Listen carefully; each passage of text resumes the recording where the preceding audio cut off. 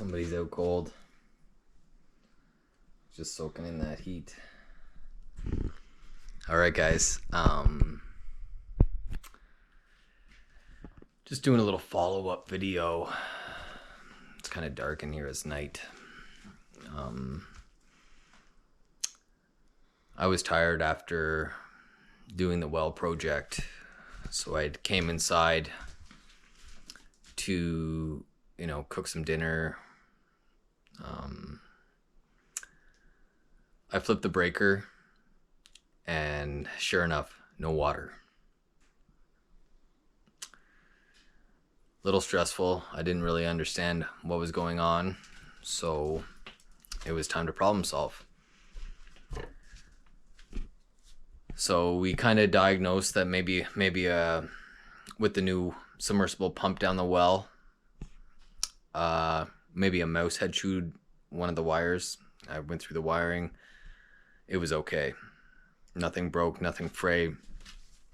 Everything was how it should be. I started running out of ideas, so I tested the breaker inside the panel.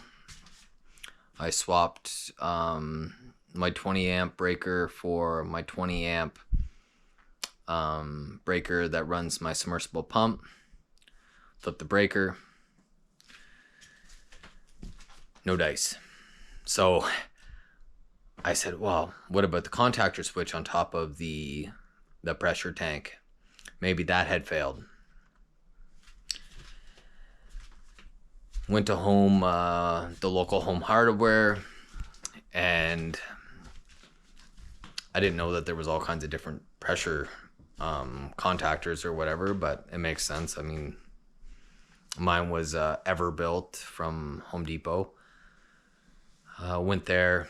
They had a good selection.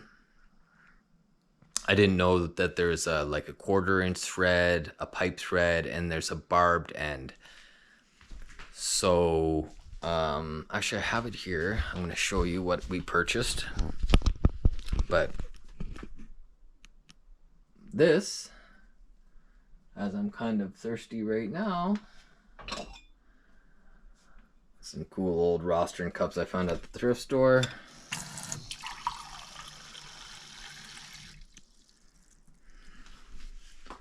We have nice water. All right, need a little break.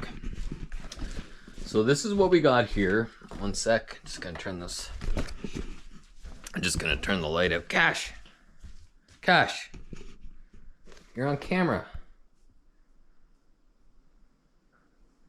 This is all you got? This is all you're gonna give the people? Oh yeah, nice flex, boy. So, you gonna make any space for me on there, or you just, no, eh? Okay. We're gonna pull this over. So this is kind of like this is the pressure contactor switch that I got. I did the research. I wasn't sure what kind of fitting I needed, so I just did a quick Google. Actually, I didn't do it as I don't have any data on my phone, but Tyson did a quick Google, found out we need a barb fitting. So this is kind of like the barb fitting I needed here. Now this is a 1/4 inch fitting. And of course the one on the back of the jet pump, and I'll explain that in a sec, was an 1/8. So I took apart this brand new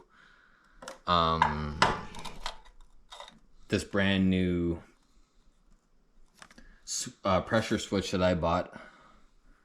Took all these screws out. There's a diaphragm in there. The bolt hole orientation was the same, so I just swapped the barb, put the new diaphragm in with the old 1/8 inch barb. Put it in, hit the switch, no go. Now at this point I was not only frustrated, but I was running out of ideas on how to rectify the problem.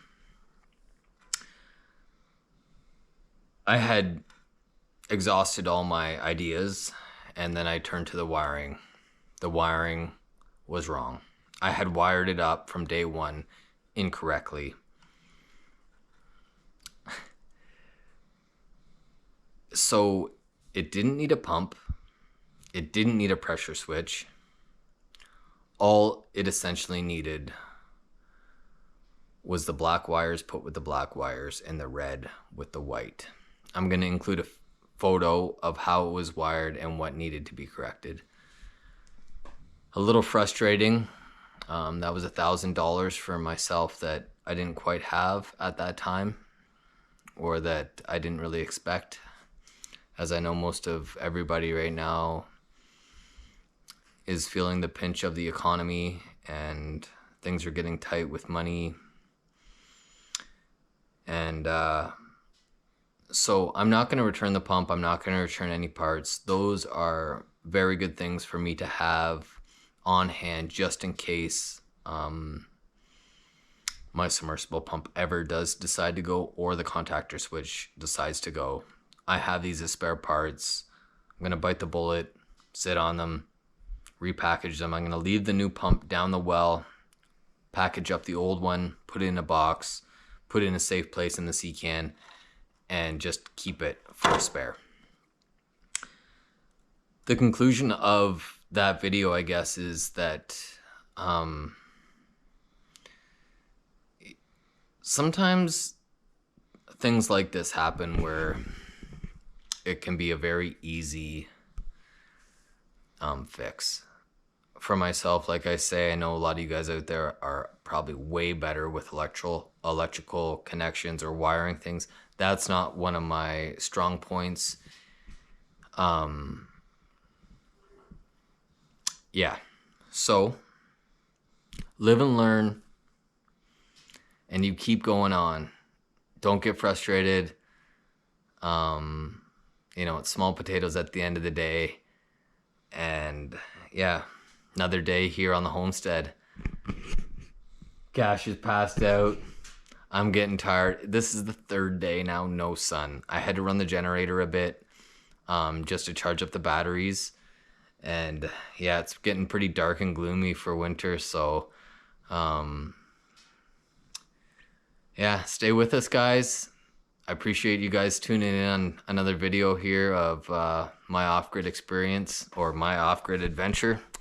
Still getting used to saying it, as I never thought I would be having a YouTube station or a channel or whatever the heck they're called. But yeah, just with some encouragement and some other people saying, suggesting that maybe I should do this, I've kind of embarked in this adventure. So please don't be too harsh.